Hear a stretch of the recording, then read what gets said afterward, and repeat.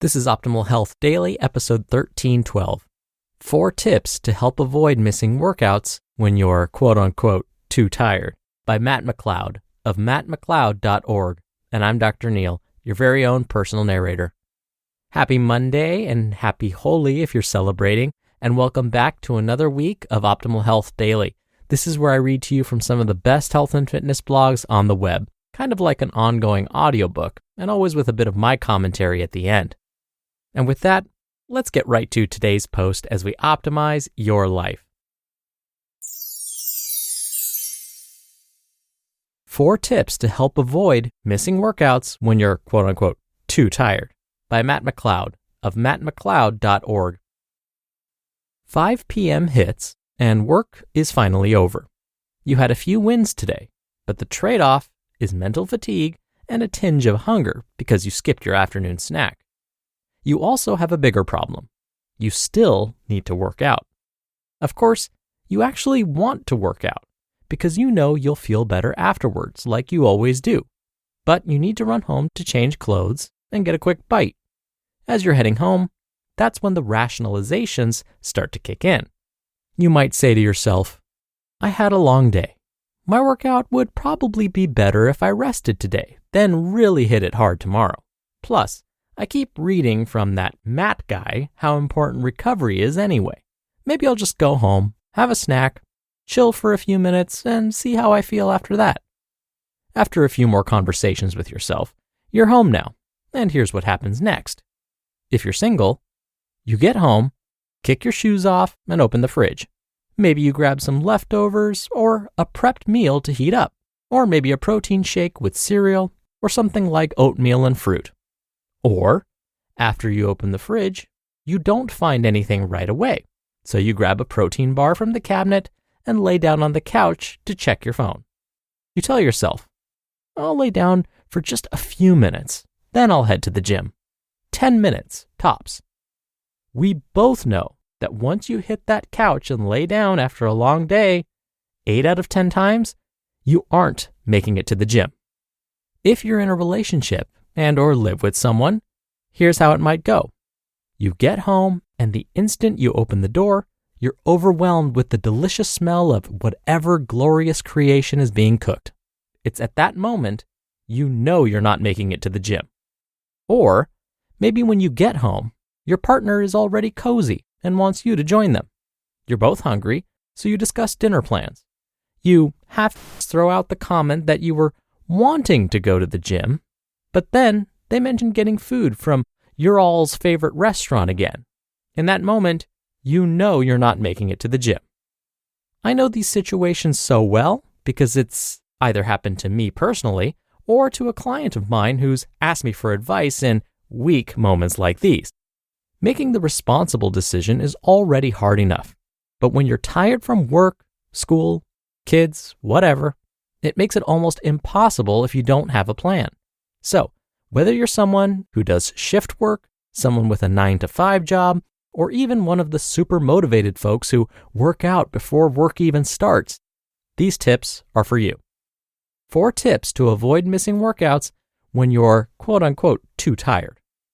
Tip number 1, go straight from work to the gym. Keep momentum. Going home after work to grab a snack and change sounds like a harmless task, but as you just heard, it can be the difference between you working out or not. Why? Because the second you lose momentum, your willpower decreases exponentially. The rule of thumb I tell my clients is that they cannot get comfortable in the period between work ending and their workout starting. Objects in motion tend to stay in motion.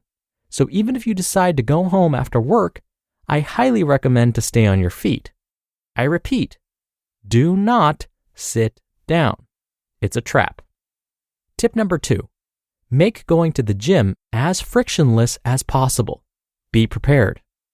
When I say frictionless, I mean in the fewest decisions possible. Whether you go to the gym in the morning or after work, I want you to lay these out the night before. 1, gym clothes, socks, compression shorts, sports bra, whatever. Next, gym bag. Then a water bottle. Next, your keys and wallet. Then a pre-workout if you take it, or coffee pre-prepped, and any snack or food needed. Whatever decisions you can automate the night before to make getting to the gym easier, do it. Tip number 3, use temptation bundling to make working out more attractive. I read about this concept in James Clear's book, Atomic Habits. He notes that temptation bundling works by linking an action you want to do with an action you need to do. His formula: after current habit, I will habit I need. After habit I need, I will habit I want. Using this example, after finishing work, I will go to the gym.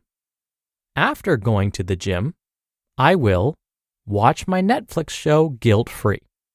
Just make sure that whatever you use for habit I want, avoid using food or treats as a reward. This is a recipe for disaster for your relationship with food. Tip number 4, outsource your motivation. I went in depth on this with my podcast called 6 Ways to Hold Yourself More Accountable to Your Fitness Goals. I may be biased, but the most powerful motivator is hiring someone. I've had multiple coaches and still do, and here's what I've learned from it. I'm okay with letting myself down, but I hate letting them down, so I will do what I need to even when I don't want to. And they're checking in with me regularly, so if I haven't kept my word, I'm going to look like a lazy piece of you-know-what and feel bad about myself. Harsh, but true. And just like you've learned from this article, good coaches identify problems and solutions I'm not aware of, then hold me accountable in following through. Plus, I'm always looking for better ways of doing something, but this can prevent me from doing what works long enough to see results in the first place. Coaches get me out of my own head and focused on what matters. And finally, I often know what to do, but coaches make me do it. When you pay for an outcome, you don't mess around. If any of these hit home with you, consider applying for my one-on-one coaching program. Working out when you're tired is hard, but it doesn't have to be impossible. More consistent workouts equals better results.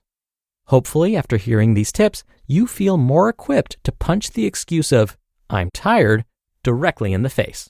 Or, something like that. You just listened to the post titled, 4 Tips to Help Avoid Missing Workouts When You're quote-unquote too tired, by Matt McLeod of mattmcleod.org. And I'll have some comments as usual. But first, thank you to Cozy Earth for their support. Cozy Earth makes a variety of bamboo products including sheets, duvet covers, comforters, pillowcases, loungewear, and more. Their quality will get you talking to your friends about it. Cozy Earth's bedding and loungewear sleeps 50% less humid than cotton. They're certified free of harmful chemicals and comes from an ethical supply chain. And they have a 10-year warranty on all bedding. You don't have to worry about pilling, and washing and drying is easy, safe in machines. I got their sheets and they are the softest I've ever had. I don't think I can ever go back to cotton after using Cozy Earth. I actually look forward to getting into bed just for the feeling. You'll see what I mean when you try it yourself. Go to CozyEarth.com to check out the great selection of bamboo bedding and loungewear. Optimal Health Daily listeners will receive an incredible discount of 40% off site-wide when you use promo code OHDPodcast. That's CozyEarth.com and use promo code OHDPodcast at checkout. That's the best deal they've offered, so thank you to Cozy Earth for that. Dr. Neal here for my commentary. I hope we can all see that Matt is really no different from the rest of us. I'm no different than you or Matt. After a long day, we all enjoy a good rest. That's because we're all human. So even though Matt and I are health professionals, we are not immune to having these moments of weakness too. It happens to all of us because we're human. Are there days when I've skipped a workout because I thought I was quote unquote too tired? Absolutely. But I try not to let this happen too often. How? By using the same tips and tricks that Matt shared in his article.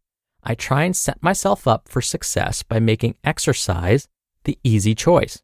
When I can, I will block off time in my Outlook calendar just so I can sneak in a workout.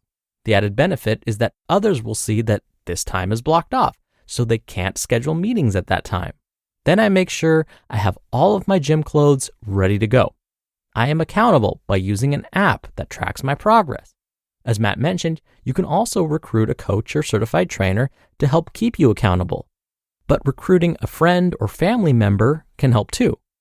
Another idea: if you really don't want to miss the live game or your favorite TV show and are craving that turn your brain off time, why not combine activity with it? You could walk or jog in place while watching your favorite TV show. Do this during the commercial breaks instead of fast forwarding through them. By the time your show or game is over, you've probably put in some significant workout time. Find ways like these to make staying active the easy choice. All right, that'll do it for the Monday episode. I hope you have a great start to your week, and I'll be back here tomorrow as usual, where your optimal life awaits.